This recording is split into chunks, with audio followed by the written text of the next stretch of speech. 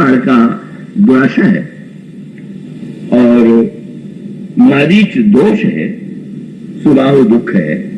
ऐसा नाम वंदना के प्रसंग में गोस्वामी जी ने सहित दोष दुख दास दुरासा और दलई नाम जिम रवि निसिनासा।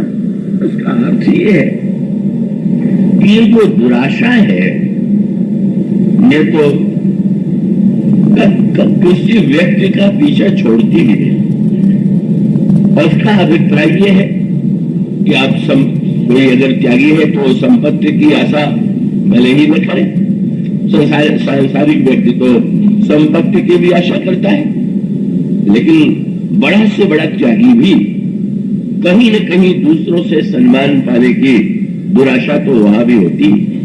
और इसीलिए बड़े बड़े जो तपस्वी महापुरुषों का चरित्र पुराणों में आता है उसमें स्पष्ट दिखाई देता है कि अगर किसी ने रंच मात्र उनके सम्मान के विपरीत कोई कार्य किया तो उन्हें क्रोध आए बिना नहीं रहा और वो दंड दिए बिना नहीं रहे। और उसका अर्थ ये है कि यह जो दुराशा है वो किसी न किसी रूप में प्रत्येक व्यक्ति के जीवन में चाहे वो जितना आगे बढ़ जाए बने ही रहती। इस दुराशा का समग्र विनाश कम तो भाषण में कहना बड़ा सरल है, आशा छोड़ दीजिए, आशा बड़ी दुखदायी है, कौन नहीं कहता कौन नहीं सुनता, बात भले ही समझ में आ जाए।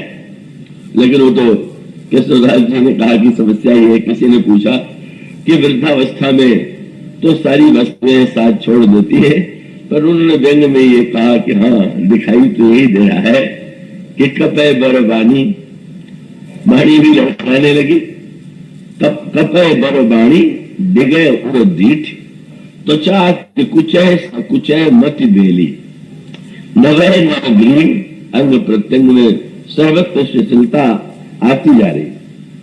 पर वो कहते हैं कि एक तो है सब साथ छोड़ते जा रहे पर निरंतर साथ में कौन बनी हुई, बोले रहे दूरी दौरी दुराशा अकेली।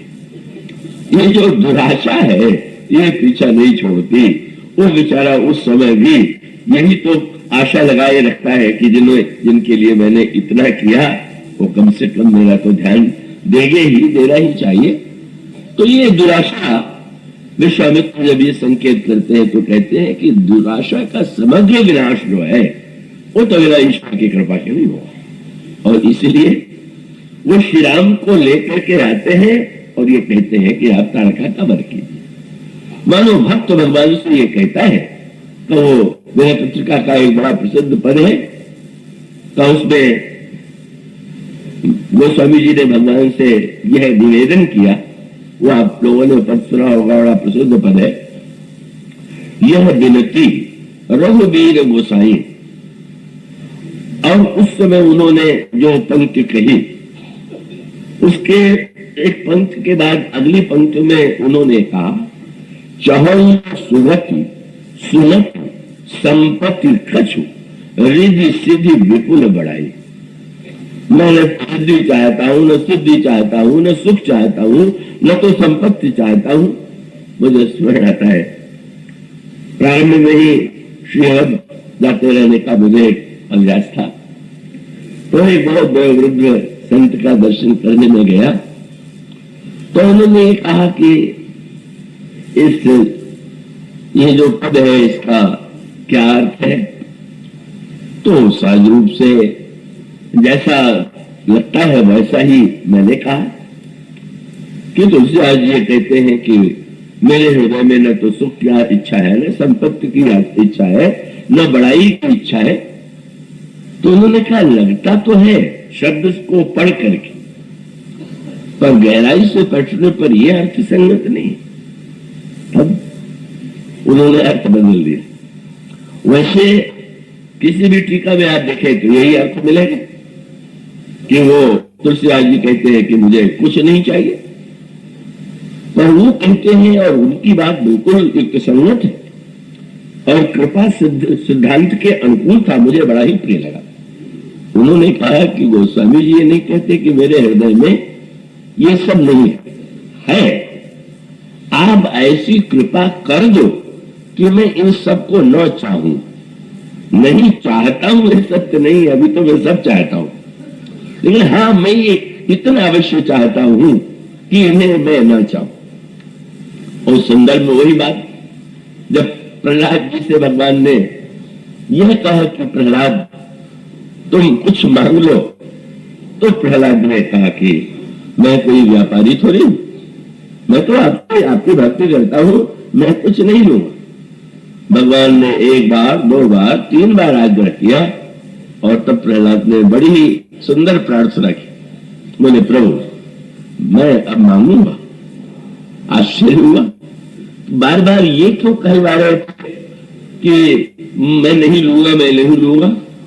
प्रहलाद जी ने जो उत्तर दिया वो ये था कि प्रभु मैं तो यही समझता था कि मेरे हृदय में मांगने की कोई इच्छा नहीं, और इसीलिए मैंने आपसे कहा कि मैं नहीं चाहता हूं, पर आप बार बार कहते हैं मांगो, तो मैं समझ गया कि कभी कभी जीव अपने हृदय के अंतर में जो छिपी हुई वासना है उसको स्वयं नहीं जानता। अगर मेरे हृदय में सचमुच मांगने की इच्छा न होती तो आप कभी इतना आग्रह बार बार न करते, मांगो मांगो मांगो, तो मैं समझ गया कि वो मांगने की वासना हृदय में होगी, मैं उसे नहीं देख पा रहा हूं और आप उसे देख रहे हैं। तो आप प्रसन्न होकर के यही वरदान दीजिए कि ये मांगने की छिपी हुई अभी मिट जाए।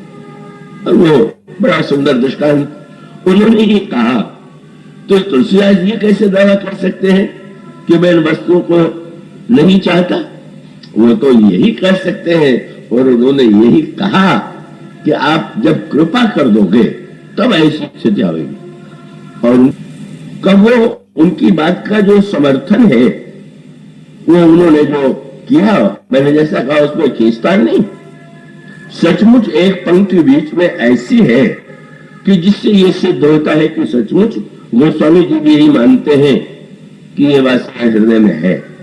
और वो शब्द क्या है? यह विनती रघुवीर गोसाई। और ये नहीं कहते हैं सीधे कि चाहो न सुगति सुनति संपत सुख, वो कहते और आस विश्वास भरोसो हरम जड़ताई। बोले प्रभु ये तीन दुर्बलता तो जीव में होती ही है।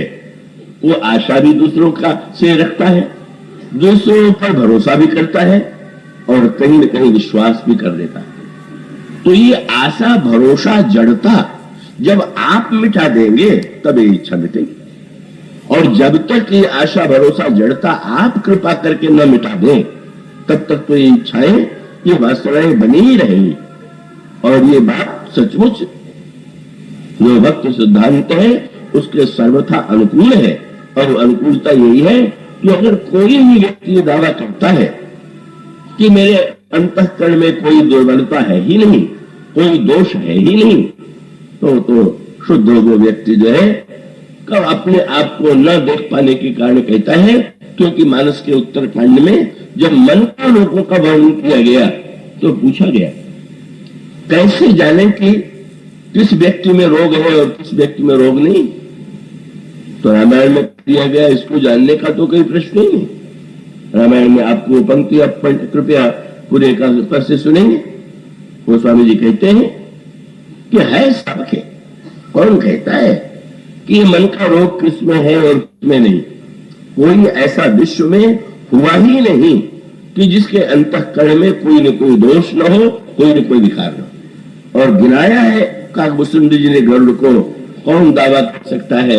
मोहन अंध कीन कही के ही को जग काम न चावन जेही, तृष्णा कही न कीन बौराहा, के हृदय क्रोध नहीं दाहा, ज्ञानी तापस सूर कवि कोविद गुण आगार, के लोभ विडम्बना कीन यही संसार, गुणकृत सन्निपात नहीं केही, कौन मान मद त्रियो निवेही, यौवन ज्वर केही नहीं बल कावा, मच्छर कही कर जश्न नसावा। इस तरह से दोषों का और अंत में समाप्त कैसे किया गया? वह शिव विरंची कण मोहाई। ये दुर्गुण जो है इनको भी कभी मोहित कर लेते हैं। तो कोहे पूरा आन, कोई दावा मत करो कि हमारा अंतःकरण विषाविकारों से शून्य है। क्या करें? बोले अस जिय जानी भजो जी मायापति भगवान। प्रभु से ये कह दे कि प्रभु ये अपनी माया आप ही समेटो, तो हम इन दोषों से बच सकते हैं, अन्य कोई उपाय नहीं है। इसी का संकेत रामायण के अनेक प्रसंगों में दिया गया। नारद को लगता है कि मैंने काम क्रोध लोभ को जीत लिया, तो भगवान माया द्वारा दिखला देते हैं कि 3 को जीत लिया और सबके सामने हार गए। जिनको जीतने का दावा किया था वो भी सारे दोष आ गए और 3 दोष और आ गए। और वहां पर भी सूत्र वही है कि वो नारद को भी अगर ये भ्रम हो जाए कि मेरा अंतःकरण विकारों से कभी प्रभावित नहीं होगा, तो सत्य नहीं होगा। और इसीलिए वो तो इस स्थिति में व्यक्ति पहुंच सकता है जब नारद जी को शंकर जी में भी दोष दिखाई पड़ा, भगवान विष्णु में भी दोष दिखाई पड़ा, गुरु और ईश्वर में भी कमी लगने लगी। और उसकी पराकाष्ठा तब थी कि जब वो क्रोध में आकर के भगवान को भी शाप देने पर तुल गए। तो नहीं गए, शाप दे भी दिया। पर जब दे चुके तो गोस्वामी जी ने लिखा, प्रभु ने बड़ा कौतुक किया। जब वो नारद शाप दे रहे थे तो उनकी दाहिनी ओर का वो लक्ष्मी और बाई ओर वो जो विश्व मोहिनी, पर भगवान ने वो सूत्र यही तो लिखा, तब हरि माया दूरी निवारी। माया से कहा बस हो गया, अब इन्होंने देख लिया अपनी स्थिति को, अब समाप्त करो ये खेल। तब हरि माया दूरी निवारी, नहीं तह रमा न राजकुमारी। और वही नारद तब मुनि अति सभीत हरि चरणा, गए उपाय प्रणतारथ करना, मृषा हो मम शाप कृपाला, मम इच्छा का दीन दयाला। तो ये जो इन पात्रों का चरित्र है वो ये बताने के लिए नहीं है कि हम लोग संतोष कर लें कि अगर इतने बड़े व्यक्तियों में है था और मुझ में है तो क्या बुरा है। इसका अभिप्राय तो यह है कि उन्होंने भी यही अनुभव किया कि जीवन की समग्रता ईश्वर के ही कृपा और हाथों में है, साधक के साधन और पुरुषार्थ में नहीं। पर इसका तात्पर्य नहीं है कि व्यक्ति साधन न करे, पुरुषार्थ न करे, प्रयत्न न करे, उसे अपनी ओर से तो ये प्रयत्न करना ही चाहिए। तो श्री हनुमान जी के चरित्र में भी जब श्री हनुमान जी में तो अब रामायण में क्या, श्री हनुमान जी से बढ़ करके जो अद्भुत कार्य हनुमान जी के चरित्र में हुए तो वो तो ऐसा कोई पात्र ही नहीं मिलेगा। लेकिन वह श्री हनुमान जी जब प्रभु से यह घोषित करते हैं कि नाथ जीवतो माया महा और सो निस्तर तुम्हारे ही छोड़ा, प्रभु आप जो आदेश दीजिए उसका मैं पालन करूं, पर मैं ये दावा नहीं कर सकता कि मैं माया से मुक्त हूं। आपका जब छोह हो जाए, जब आप ही अपनी माया को दूर कर दें, तो ही जीव उस माया के समस्या का समाधान पा सकता।